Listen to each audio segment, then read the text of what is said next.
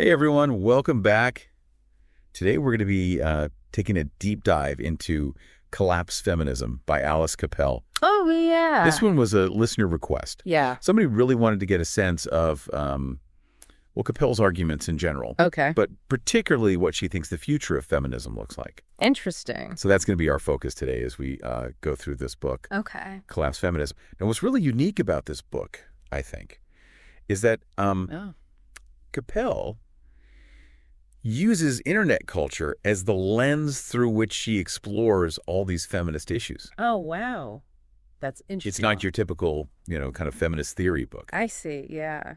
She really argues that the internet, particularly social media, is kind of the defining space where we're shaping our understanding of feminism right now. Okay. So that's sort of her justification for using that as the lens. So it's like the main battleground in a way. Yeah, in a way. Yeah. It's where a lot of the conversations are happening. It's where opinions are formed, debated, and spread. Interesting. Now, she starts off by giving us her definition of what feminism is. Yeah. And she says that feminism is, quote, bigger than gender equality, bigger than women. It's a social project, a vision of how things could be if we ditched the culture of domination that the patriarchy nurtures. Interesting. So, how does she go about talking about that then? Well, so she talks about how, the online world is a very modern forum for political movements. Okay. And it's a space where, feminist ideals can be amplified, but they can also be distorted through this. Right. And she doesn't shy away from exploring the dark side of all that. Okay. One of the things that really got me thinking was her deep dive into the conservative online ecosystem. Okay. And how that impacts feminism. Uh-huh. She even points out that American conservative content actually translates really well internationally. Really? She talks about, for example, how popular Ben Shapiro is in France. Wow. Yeah. That is interesting. You wouldn't necessarily think that would translate. Yeah. But she's saying that these online communities with their very specific views on gender roles and family, they can actually have a global reach. Oh, wow. They influence how feminism is understood and debated across borders. That makes a lot of sense, actually. Yeah. Yeah, so it's not just a U.S. phenomenon. Right. These ideas are spreading, and they're definitely impacting the way we talk about feminism. Okay. Now, Cappelle spends a lot of time dissecting what she calls this outrage aesthetic. Yeah. That's kind of dominating online debates. Mm-hmm. And she argues that while both sides use it, it often ends up benefiting the right. Interesting. Yeah. Yeah. Why do you think that is? Well, she basically argues that in a world of online attention, the loudest voices often win. Okay. And the right, with its larger online presence, often more aggressive tactics, tends to dominate that space. I see. And she says that even when the left tries to counter this outrage culture, they risk playing into the right's hands by fueling that cycle of negativity and polarization. So it's kind of a self-defeating thing almost. It's like trying to fight fire with fire. Yeah. But then she takes us deeper into this idea of a crisis of masculinity. Okay. Which you hear a lot about these days. Yes. What's her take on that? Well, she kind of argues that the right wing has really effectively tapped into this narrative of the lonely single man as a victim of a society that's become too feminized. Okay. It's a powerful message that resonates with a lot of young men who are feeling lost or disillusioned. So it's not just about men feeling threatened by women's progress. It's also about these broader social and economic anxieties that are fueling this sense of displacement, resentment. Exactly. And what's fascinating is how this ties into the rise of the tradwife trend, which Cappelle explores in depth. Yeah. So figures like Alina Kate Pettit and Abigail Shapiro Roth are promoting traditional femininity and family values as the solution to this perceived crisis. So they're painting this picture of a simpler time when men were men and women were women. Yeah. And everyone knew their place. Right. And what's Cappelle's take on that? She analyzes how these tradwife figures often frame themselves as victims of a feminist culture that devalues motherhood and traditional values. So it's a way of reclaiming power and purpose within a society they see as hostile to their way of life. Yeah. But it also raises some important questions about Right. who benefits from this return to traditional gender roles. Right. Because it makes you wonder if it's really about empowering women, Yeah. or if it's more about reinforcing those traditional power structures where men are in control. Right. Exactly. Now, Cappelle also dives into this whole girl boss phenomenon, Yeah. something that's been a big part of feminist discourse for the past decade or so. Right. Where does she land on that? Well, while she acknowledges the initial appeal of the girl boss as a symbol of female empowerment and ambition, Okay. she ultimately critiques this archetype for its individualistic focus, Okay. arguing that it fails to address systemic issues within the workplace. So it's not enough to just shatter that glass ceiling. Yeah. We also had to change the whole structure of the building, so to speak. Exactly, yeah. And what's interesting is that Cappelle points out how the girl boss archetype can be co-opted Yeah. and used to further agendas that aren't necessarily aligned with feminist goals. That's a really good example. Yeah. It shows how this image of the strong, successful woman Yeah. can be used to mask deeper inequalities and power imbalances. All right. Now, Cappelle also spends a lot of time analyzing this whole that girl aesthetic that's so prevalent online these days. Oh, yeah. The one with the perfect morning routine, the healthy meals, the effortlessly stylish outfits. Right, yeah. What's her take on that? Well, Cappelle argues that that girl, while seemingly harmless, actually reinforces traditional femininity in a very subtle way. Interesting. It's all about self-care and productivity, but it also places a huge emphasis on a woman's appearance and desirability, ultimately upholding those traditional beauty standards that benefit both patriarchy and capitalism. So it's like this Trojan horse of self-improvement. Yeah, exactly. It looks empowering on the surface, Yeah. but it's actually smuggling in those old messages about what women should be and how they should look. Precisely. Yeah. And then Cappelle tackles a really big and often contentious issue, the sexual revolution. Yeah, that's one Yeah. where you hear a lot of conflicting opinions, even within feminist circles. Right. What's Cappelle's take on the current debate about whether the sexual revolution failed?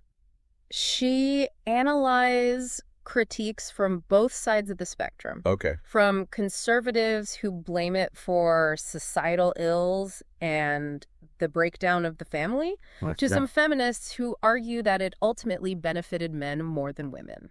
So it's not just a black and white debate. Right. There are legitimate concerns about how the sexual revolution has played out and who has truly benefited from it. Exactly. Yeah. What's interesting is that she pushes back against this idea that sexual liberation has somehow gone too far. Okay. Or that it's the root of all our societal problems. So she's not buying into that narrative of moral decline. No, not really. Is she saying that we need to double down on sexual liberation? Not quite. What she argues is that these anxieties about sexual freedom are often rooted in a deeper discomfort with women's agency and their right to make choices about their own bodies and desires. So it's about control, not morality. Exactly. And she critiques those who romanticize a pre-sexual revolution past, arguing that it's a dangerous and misguided nostalgia that ignores the real harms that women faced. So she's reminding us that things weren't exactly rosy for women. Right. Before the sexual revolution. It's not about going back to some mythical golden age. It's about recognizing the progress that's been met while also acknowledging that there's still work to be done. And she argues that this work requires dismantling those deeper societal structures that seek to control and commodify women's bodies. Exactly. And she explores how these attempts to control women's sexuality are still happening today. In different forms. Right. We see it in the rise of purity culture, the commodification of virginity, and even in things like the Iranian government's crackdown on women's attire. Yeah. It's a constant battle, it seems. Now, Cappelle also delves into the complex relationship between sex, power, and money. Yeah. Especially in the context of online culture. Right. What's her take on that? She examines the rise of pussy power as a feminist concept. Okay. Which is about women embracing and celebrating their sexuality as a source of strength and empowerment. So it's about reclaiming that power Yeah. that's been traditionally used to shame and control women. But Cappelle also critiques the way pussy power is often commodified Okay. and used to reinforce capitalist ideals. I see. She uses examples like Cardi B and Megan Thee Stallion, Okay. who celebrate their sexuality and achieve financial success, but within a system that still ultimately values women's bodies as objects of consumption. So it's a complicated issue. Right. On the one hand, you have women taking control of their sexuality and making money from it. Yeah. But on the other hand, they're still operating within a system that objectifies and exploits women. It's about recognizing that true sexual liberation can't be achieved within a capitalist framework. Okay. That profits from the exploitation of women's bodies. Yeah. Yeah. Cappelle argues that we need to find a way to embrace sexual freedom and empowerment without simply turning it into another commodity to be bought and sold. It's a tall order, but it's definitely a conversation worth having. Now, Cappelle circles back to this theme of traditional femininity and explores how it's being repackaged and promoted as a form of resistance or even rebellion against modern feminism. Right. Isn't that a bit contradictory? It can seem that way, but she's analyzing this trend with a critical eye. She looks at the rise of the tradwife movement. Right. Those women who are rejecting feminist ideals and embracing those traditional gender roles of wife and mother. And she's not just giving them a free pass. Right. Not at all. No. She points out the problematic aspects of this movement. Yeah. Like its connections to white supremacy and its romanticization of a patriarchal past. Okay. That wasn't exactly idyllic for most women. So it's not just about women making personal choices. It's about understanding the broader social and political context of those choices and who benefits from them. Exactly. And Cappelle also critiques those who blame the sexual revolution for the perceived decline of marriage and family values. Okay. She argues that those anxieties are often rooted in a fear of women's increasing power and autonomy. It's like they're trying to put the genie back in the bottle. Right. They want to go back to a time when men were in control and women knew their place. Precisely. And what's interesting is that Cappelle doesn't just critique this right-wing embrace of traditional femininity. Okay. She also examines how it's being promoted by some self-proclaimed feminists. That's confusing. Right. How can feminists be promoting traditional femininity? She talks about this rise of common sense feminism, which tends to downplay the systemic nature of gender inequality and focuses on individual choices and personal responsibility. So it's like a watered down version of feminism that's easier to swallow for people who aren't ready for the full strength version. Exactly. And Cappelle argues that this kind of feminism can be co-opted by conservative forces and used to undermine the fight for true equality. So it's not really liberation if it comes with all these conditions and restrictions. Exactly. And Cappelle's message here is clear. Okay. Embracing traditional femininity, even if it's framed as a personal choice or a form of rebellion, is not the solution to the challenges facing women today. So it's about dismantling the patriarchal structures that limit women's choices and opportunities. It's about breaking free from those boxes that society tries to put women in. Exactly. And ultimately, she argues that it's about creating a society where women are free to define their own lives and pursue their own goals, regardless of gender expectations. So it's about freedom, choice, and agency. That sounds pretty good to me. And Cappelle paints a picture of a future where women are no longer bound by those limiting binaries of work versus family, career versus motherhood. She envisions a world where women can be both ambitious and nurturing, both powerful and caring. So it's not about choosing one or the other. It's about having the freedom to be both or neither or something completely different. Exactly. It's about expanding the possibilities for what it means to be a woman in the 21st century. Okay, so we've covered a lot of ground here. Yeah, we have. Can you sum up Cappelle's main arguments for our listeners? Yeah, sure. What are the key takeaways from Collapse Feminism? I think her central argument is that true feminism is about dismantling those systems of domination and oppression that restrict human potential, not just for women, but for everyone. It's about recognizing those interconnected systems of patriarchy, capitalism, and white supremacy. Right. And how they work together to maintain those power imbalances. Exactly. It's not just about achieving equality between men and women. Okay. It's about creating a society where everyone has the opportunity to thrive, regardless of gender, race, class, or sexual orientation. So it's about intersectionality. Yeah. About recognizing that all these forms of oppression are intertwined and that we can't fight one without fighting them all. Precisely. And while Cappelle acknowledges the challenges and setbacks, she doesn't leave us with a feeling of despair. Okay. She offers a vision for a more just and equitable future. And she outlines some concrete steps we can take to get there. Okay, so what are those steps? What does she suggest we do? She argues that we need to rethink our relationship with work. Okay. Demanding a more equitable distribution of labor. Okay. And pushing for policies that support caregiving and family life. Okay. It's about recognizing that care work is essential. Right. And valuing it accordingly. So it's not just about getting women into the C-suite. Yeah. It's about changing the way we value and distribute work. Right.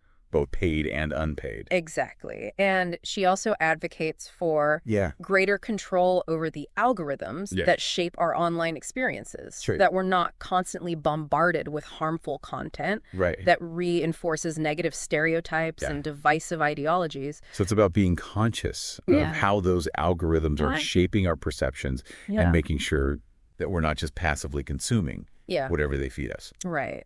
And perhaps most importantly, Cappelle stresses the importance of creating new narratives that challenge those limiting stereotypes and binaries that have been used to divide and control us. So it's about storytelling, right? It's about using our voices and our platforms to create new and more empowering narratives about what it means to be a woman, a man, a human being in the 21st century. Exactly. And she sees the internet as a powerful tool for shaping those narratives and creating a more inclusive and just society. That's a really hopeful message. It's about reclaiming that digital space and using it to create the kind of world we want to live in. And ultimately, she argues that it's about believing in the possibility of a better future, working collectively to create it. So it's not about giving up or throwing in the towel. It's about rolling up our sleeves and getting to work together. And Cappelle reminds us that it's not about returning to some idealized past. Right. It's about creating a future that's more equitable and more humane for everyone. So it's not collapse as in the end of the world or the end of feminism. It's collapse as in dismantling those old broken structures and building something new and better in their place. Precisely. And she argues that the internet, for all its flaws, can be a powerful tool for building that future. It's about reclaiming that digital space and using it to promote those values of care, cooperation, and mutual respect that Cappelle sees as essential for creating a truly feminist future. It's a powerful vision, and it's one that I think is worth fighting for. I couldn't agree more. Well, this has been a truly fascinating deep dive into collapse feminism. Yeah, it has. I feel like I have a much better grasp on Cappelle's arguments now. Yeah. It's not just a pessimistic take on the state of feminism. It's more like a wake-up call, a challenge to think critically about where we are and where we want to go. Exactly. And remember, she's not saying we should abandon feminism. Right. Quite the opposite. She's arguing that we need a more radical, intersectional feminism that addresses those systemic issues, not just individual success stories. So it's about going deeper, looking beyond those surface-level solutions, and really getting to the root of those inequalities. Now, before we wrap up, is there anything else from collapsed feminism that really struck you as particularly relevant or insightful? One thing that really stuck with me is Cappelle's emphasis on the need to deprivatize the internet. Okay. What does she mean by that? She argues that the internet as it exists now is largely controlled by corporations that profit from our data and our attention. So it's not really a free and open space for dialogue and debate as it's often portrayed? Not quite. She argues that these algorithms, the ones that determine what we see and how we interact online, are often designed to keep us engaged, even if that means exposing us to harmful content or reinforcing those existing power structures. And she's saying that this has a direct impact on how we understand and engage with feminism. Absolutely. Think about how those algorithms can create echo chambers where we're only exposed to information that confirms our existing beliefs. Right. Or how they can amplify those voices that are already the loudest and most aggressive.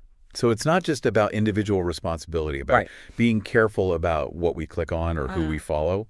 It's about recognizing that the system itself is rigged in a way that often undermines those values of equality and inclusivity that feminism is striving for. Exactly. Cappelle argues that we need to push for greater transparency and accountability from those corporations that control the internet. And we need to find ways to reclaim those digital spaces and make them more conducive to genuine dialogue, critical thinking, and social change. So it's about democratizing the internet, about making it a tool for liberation rather than a tool for control and manipulation. Now, I know you mentioned earlier that Cappelle offers some concrete steps we can take to move toward that more just and equitable future. Can you remind our listeners what some of those steps are? Absolutely. She talks about the need to rethink our relationship with work. Demanding a more equitable distribution of labor. Pushing for policies that support caregiving and family life, and recognizing the essential value of care work. So it's about challenging those traditional gender roles that often place the burden of caregiving disproportionately on women. It's about creating a society where care work is valued and shared more equally. Exactly. And she also talks about the importance of creating new and more empowering narratives about what it means to be a woman, a man, a human being in the 21st century. So it's about storytelling, about representation, about showing the world that there's more than one way to be a woman. More than one way to be a man. More than one way to be human. Exactly. And she argues that the internet, despite its flaws, can be a powerful tool for spreading those stories, for connecting with others who share our values, and for building movements for social change. So it's about harnessing the power of the internet for good, for creating a more inclusive and just world. Precisely. And ultimately, she argues it's about believing in the possibility of a better future and working collectively to create it. That's a powerful message to end on. So for you listening, if you're feeling overwhelmed or discouraged by the state of the world, remember that you're not alone. There are people all over the world who are fighting for a better future. And you can be a part of that fight. Absolutely. Pick up a copy of Collapsed Feminism and dive into Cappelle's ideas yourself. She raises important questions and offers a compelling vision for a more just and equitable world, a world that we can all help to create. This deep dive has been eye-opening. It has. And I hope it sparked some new ideas and perspectives for you. Remember, the conversation doesn't end here. Keep questioning, keep challenging those old assumptions, and keep fighting for the world you want to see. Until next time. Keep diving deep. I feel like I have a much better grasp on Cappelle's arguments now. It's not just a pessimistic take on the state of feminism. It's more like a wake-up call. A challenge to think critically about where we are and where we want to go. Exactly. And remember, she's not saying we should abandon feminism. Quite the opposite. She's arguing that we need a more radical intersectional feminism that addresses those systemic issues, not just individual success stories. So it's about going deeper, looking beyond those surface level solutions and really getting to the root of those inequalities. Now, before we wrap up, is there anything else from Collapsed Feminism that really struck you as particularly relevant or insightful? One thing that really stuck with me is Mhm. Cappelle's emphasis on the need to Right. deprivatize the internet. Okay, what does she mean by that? She argues that the internet, as it exists now, Okay. is largely controlled by Yeah. corporations that profit from our data and our attention. So it's not really a free and open space for dialogue and debate as it's often portrayed. Not quite. She argues that these algorithms, the ones that determine what we see and how we interact online, are often designed to keep us engaged, even if that means exposing us to harmful content or reinforcing those existing power structures. And she's saying that this has a direct impact Yeah, on how we understand and engage with feminism. absolutely. Think about how those algorithms can create echo chambers Yeah. where we're only exposed to information that confirms our existing beliefs. Right. Or how they can amplify those voices that are already the loudest and most aggressive. So it's not just about individual responsibility, about being careful about what we click on or who we follow. Yeah. It's about recognizing that the system itself Yeah. is rigged in a way that often undermines Right. those values of equality and inclusivity that feminism is striving for. Exactly. Cappelle argues that we need to push for greater transparency and accountability from those corporations that control the internet. Yeah. And we need to find ways to reclaim those digital spaces and make them more conducive to genuine dialogue, critical thinking, and social change. So it's about democratizing the internet, about making it a tool for liberation rather than a tool for control and manipulation. Exactly. Now, I know you mentioned earlier that Cappelle offers some concrete steps we can take to move toward that more just and equitable future. Yeah. Can you remind our listener what some of those steps are? Absolutely. She talks about the need to rethink our relationship with work. Demanding a more equitable distribution of labor, pushing for policies that support caregiving and family life, and recognizing the essential value of care work. So it's about challenging those traditional gender roles that often place the burden of caregiving disproportionately on women. It's about creating a society where care work is valued and shared more equally. Exactly. And she also talks about the importance of creating new and more empowering narratives about what it means to be a woman, a man, a human being in the 21st century. So it's about storytelling, about representation, about showing the world that there's more than one way to be a woman, more than one way to be a man, more than one way to be human. Exactly. And she argues that the internet, despite its flaws, can be a powerful tool for spreading those stories, for connecting with others who share our values, and for building movements for social change. So it's about harnessing the power of the internet for good. For creating a more inclusive and just world. Precisely. And ultimately, she argues, it's about believing in the possibility of a better future and working collectively to create it. It's about refusing to give in to despair or cynicism and embracing those feminist ideals of equality, justice, and liberation for all. That's a powerful message to end on. So you listening, if you're feeling overwhelmed or discouraged by the state of the world, remember that you're not alone. There are people all over the world who are fighting for a better future. And you can be a part of that fight. Absolutely. Pick up a copy of Collapse Feminism and dive into Cappelle's ideas yourself. She raises important questions and offers a compelling vision for a more just and equitable world, a world that we can all help to create. This deep dive has been eye-opening. Yeah, it has. And I hope it sparks some new ideas and perspectives for you. Remember, the conversation doesn't end here. Keep questioning, keep challenging those old assumptions, and keep fighting for the world you want to see. Until next time, keep diving deep.